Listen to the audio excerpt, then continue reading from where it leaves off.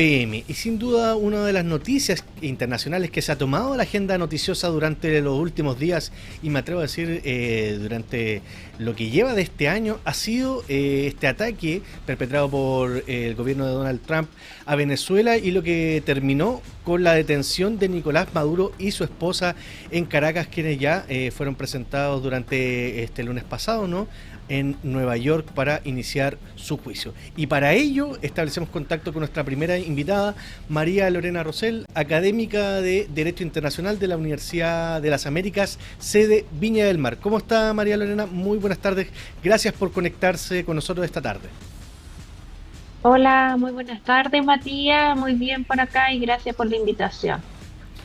Bueno, María Lorena, sin duda que ha sido un tema que a todos nos tuvo bastante expectantes durante el fin de semana, ¿no? Porque con este ataque, esta operación llevada a cabo por Donald Trump en territorio venezolano, y que terminó con la detención de Nicolás Maduro y su esposa, se abrieron muchas aristas también desde el punto de vista político, migración, económico, pero también del derecho internacional. Me gustaría saber su opinión al respecto, y también para nosotros también entenderlo, porque la ONU se refirió a esta intervención de Estados Unidos y señaló al respecto que infringe el derecho internacional. ¿Qué quiere decir esto? Sí, efectivamente, Matías, es una situación bien inédita. Desde hace mucho tiempo que no veíamos este tipo de reacción por parte de estados, en el sentido de que desde la Segunda Guerra Mundial, desde la Carta de las Naciones Unidas que se firmó en el año 1945, los estados digamos, se pusieron de acuerdo y coincidieron en la necesidad de renunciar al uso de la fuerza en las relaciones internacionales en contra de la soberanía de otro Estado. Eso quiere decir que los Estados, al firmar la Carta de las Naciones Unidas, se comprometieron entonces a renunciar al uso de la fuerza, a renunciar a la guerra en sus relaciones internacionales, y que solamente iban a recurrir a la guerra bajo dos supuestos: bajo la autorización del Consejo de Seguridad de las Naciones Unidas en caso de graves agresiones o quebrantamientos de la paz, o en caso de hacer uso de la legítima defensa. Entonces, anteriormente, cuando Estados Unidos ha hecho uso de la fuerza en contra de otros estados, ha señalado que lo hace basándose a la legítima defensa que permite la Carta de las Naciones Unidas, y en otros casos también ha conseguido la autorización del Consejo de Seguridad, como ocurrió en la década del 90 tras la invasión de Irak a Kuwait. Ahí consiguió la autorización del Consejo de Seguridad para atacar, digamos, esa zona de manera de, digamos, restablecer el imperio del derecho en la zona, ¿cierto? Sin embargo, en este caso, el gobierno norteamericano no ha aludido al derecho internacional para hacer una intervención, sino más bien a su derecho interno, señalando que aquí hay una conspiración, ¿cierto?, de narcoterroristas en contra de Estados Unidos y el territorio norteamericano. Por lo tanto, digamos, arrogándose esa facultad de intervenir en otro estado para hacer retroceder esta situación, o para digamos, capturar en este caso al líder de este supuesto cartel de los soles que existiría en Venezuela. Pero aún así hay contradicciones ahí en el gobierno norteamericano, porque incluso de acuerdo a la Constitución norteamericana, cualquier acción vinculada a la guerra o acciones militares debe ser autorizada por el Congreso norteamericano, porque se utiliza ciertos recursos fiscales, y por lo tanto es el Congreso el que debe autorizar el uso de la fuerza. Y sin embargo, en este caso, el presidente Trump no, digamos, solicitó esa autorización al Congreso, y ahora está dando cuenta de estas acciones, eso sí, tal como lo establece la Constitución norteamericana, que tenía plazo 48 horas después para informar sobre estas acciones al Congreso norteamericano. Pero también ha traído consecuencias desde la perspectiva del derecho interno norteamericano. Así es, que ha sido uno de los temas también, porque en un principio recordemos que todo se focalizaba netamente en un análisis político de esta situación, que parte de esa manera, ¿no? Pero se fueron abriendo muchas aristas al respecto posteriormente con el correr de los días. Me gustaría también preguntarle qué principios fundamentales del derecho internacional estarían siendo vulnerados en este escenario. Como señalaba, el primer principio que inmediatamente salta a la vista acá en su vulneración es la prohibición del uso de la fuerza. O sea, los estados al firmar la Carta de las Naciones Unidas se comprometen a no recurrir a la fuerza, sino que resolver sus conflictos pacíficamente. Y por eso que la Carta de las Naciones Unidas contiene un catálogo de mecanismos de solución pacífica de los conflictos a los cuales los estados deben recurrir y no para no llegar a la fuerza o el uso de la fuerza armada, ¿cierto?, en contra de la soberanía de otro estado. Además, también se vulnera aquí paralelamente la no intervención en los asuntos internos de los estados, que es otro principio consagrado en el artículo 2 de la Carta de las Naciones Unidas, en tanto ningún estado puede intervenir en los asuntos internos de otro estado soberano, que dice en relación con los representantes políticos de otro estado, la forma en que conducen sus relaciones internacionales, los mecanismos para votar, digamos, o para elegir a sus representantes. Todo eso forma parte de la esfera doméstica de los estados y ningún otro estado puede intervenir.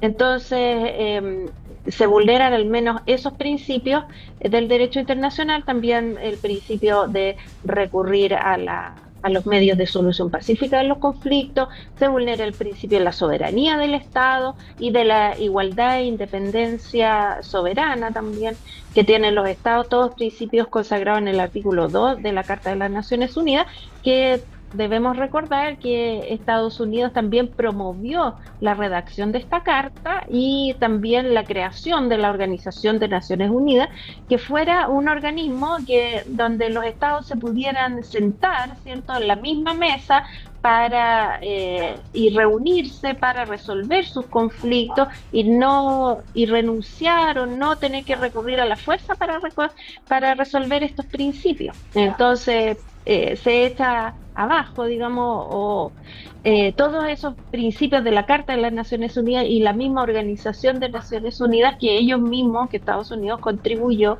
¿cierto?, a crear. Entonces, es bien compleja la situación.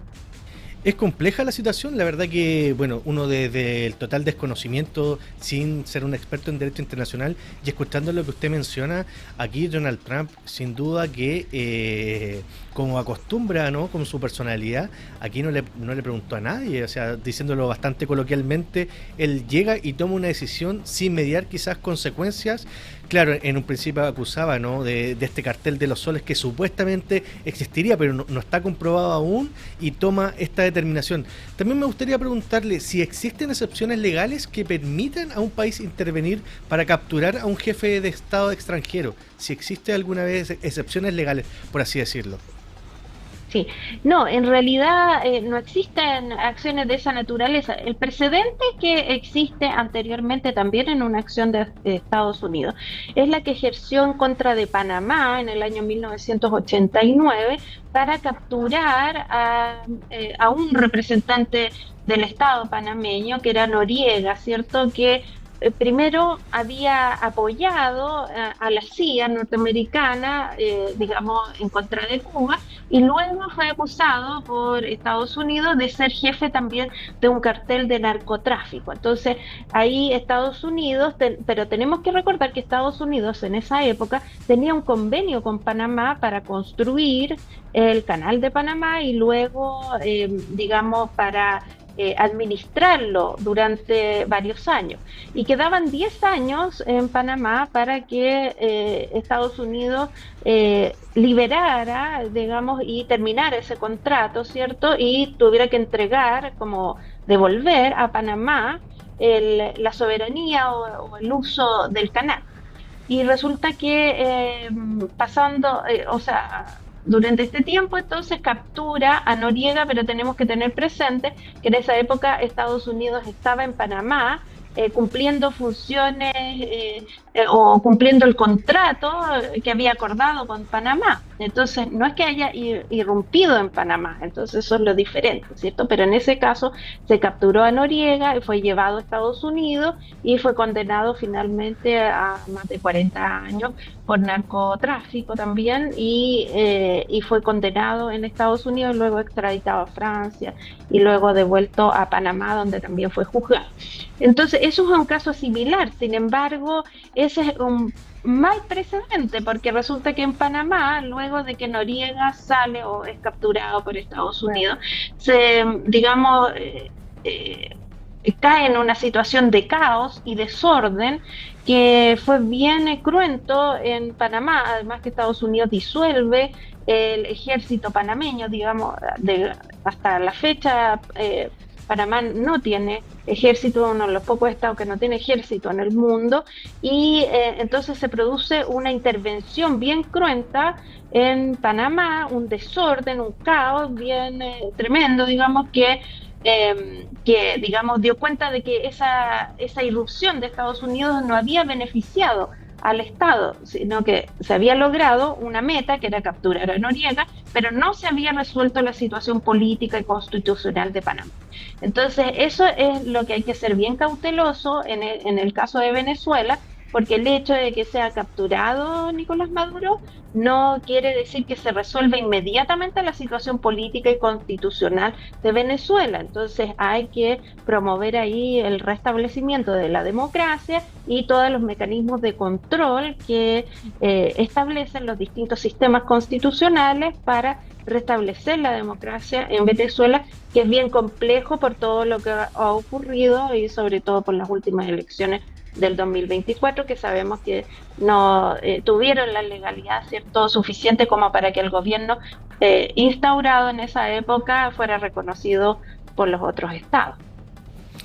Así es, y también, bueno, ya lo confirmó Donald Trump que él va a estar a cargo, bueno, a través de Marco Rubio, Pete Hegseth, entre otros que van a estar ahí a cargo de Venezuela. No es que él vaya a entregar, bueno, está Delcy Rodríguez a cargo con este interinato, pero ellos van a estar a cargo de todo en medio de una transición, ¿no? Que también, como usted mencionaba, esto no va a ser tan rápido de poder lograr. Me gustaría también preguntarle con respecto a llevarla a otro plano, ¿qué atribuciones reales tiene la ONU frente a este tipo de situaciones? Claro, la ONU frente a este tipo de situaciones de agresiones o quebrantamientos de la paz puede citar a un Consejo de Seguridad. El Consejo de Seguridad es un órgano especial de la ONU que tiene a su cargo el mantenimiento de la paz y la seguridad internacional. Y participan 15 estados, de los cuales 5 estados son miembros permanentes del Consejo de Seguridad y que tienen derecho a veto. Son los estados vencedores de la Segunda Guerra Mundial, entre los que se cuentan Estados Unidos, Rusia, o la ex Unión Soviética, ¿cierto? O el Reino Unido, Gran Bretaña, Irlanda del Norte, China y Francia, dentro de los 5 miembros permanentes del Consejo de Seguridad. Esos 5 miembros permanentes no solamente tienen un escaño definitivo ahí en el Consejo de Seguridad, sino que además tienen este derecho a veto, es decir, que cualquier resolución que adopte el Consejo de Seguridad se debe adoptar a lo menos con el voto favorable de los 5 miembros permanentes. Por lo tanto, podrían estar 14 de los miembros del Consejo de Seguridad de acuerdo con adoptar una resolución en contra de otro Estado, pero basta que uno de los miembros permanentes se oponga para que esa resolución no se pueda adoptar. Y cuando precisamente es una de estas potencias, de estas 5 potencias, las que se ha visto involucrada en otros tiempos, ¿cierto?, en acciones de esta naturaleza que evidentemente requieren una sanción o al menos un pronunciamiento del Consejo de Seguridad, ahí siempre hay uno de los miembros que ejerce este derecho a veto, ya sea Estados Unidos, por ejemplo, en otros casos como el de Afganistán, por ejemplo, tras la caída de las Torres Gemelas, o Rusia en esa época, que vetó la resolución en contra de que Estados Unidos pudiera invadir Afganistán, o también en otros casos también en contra de Rusia. Aquí se ha vetado resoluciones también respecto a las incursiones de Rusia en Ucrania o la guerra en Ucrania. También Estados Unidos ha vetado las resoluciones en contra de Israel, por ejemplo. Entonces, ese, digamos, es digamos, el equilibrio tan complejo que requiere el Consejo de Seguridad, porque cuando hay un Estado, un pequeño Estado, que quebranta la paz o produce fracturas al sistema, ahí inmediatamente el Consejo de Seguridad ha actuado, como ocurrió en la década del 90 cuando Irak invadió a Kuwait. pero sin embargo, cuando es una gran potencia la que interviene en este tipo de acciones, Estados Unidos, Rusia, cualquiera de los miembros permanentes, ahí el Consejo de Seguridad se ve paralizado por este derecho a veto. O sea que potencialmente no deberían haber sanciones o no podrían haber sanciones para Estados Unidos en este caso. Claro, sería muy complejo que existieran sanciones porque Estados Unidos tiene este derecho a veto y también va a tener estados aliados que no van a permitir, digamos, que se adopten sanciones en contra de Estados Unidos. Además que tenemos que tener presente que ahí lo que hace el Consejo de Seguridad es autorizar la guerra. Entonces, si se autorizara alguna medida en contra de Estados Unidos, sería prácticamente una guerra mundial. Entonces, nadie quiere tampoco llegar a esas instancias, ¿cierto? Después de las experiencias que hemos tenido con las dos guerras mundiales anteriores, que generaron gran devastación en Europa, ¿cierto? Pérdida de vidas humanas y devastación de todo tipo. Entonces, es bien complejo que se pudiera autorizar una medida en contra de Estados Unidos. Así es, bueno, María Lorena, se nos acaba el tiempo, le agradecemos haberse conectado esta tarde, quedamos bastante claros respecto a esta arista del derecho internacional que sin duda que se ha abordado con el correr de los días, porque en una primera instancia era todo netamente político. También siempre es bueno tener estas aristas que se van abriendo y que sin duda seguiremos en contacto porque este tema va a seguir en la agenda noticiosa por un buen tiempo, así que le agradecemos su tiempo, muchas gracias por haberse conectado acá a Pura Noticia PM. Muchas gracias, Matías, gracias por la invitación también a Pura Noticia, así que muy buenas tardes. Bien, y estuvimos conversando con María Lorena Rosell, ella es académica de Derecho Internacional de la Universidad de las Américas, sede Viña del Mar, que nos entregaba su visión respecto a esta arista, respecto a que la ONU señaló que esta intervención de Estados Unidos en Venezuela está en contra del derecho internacional.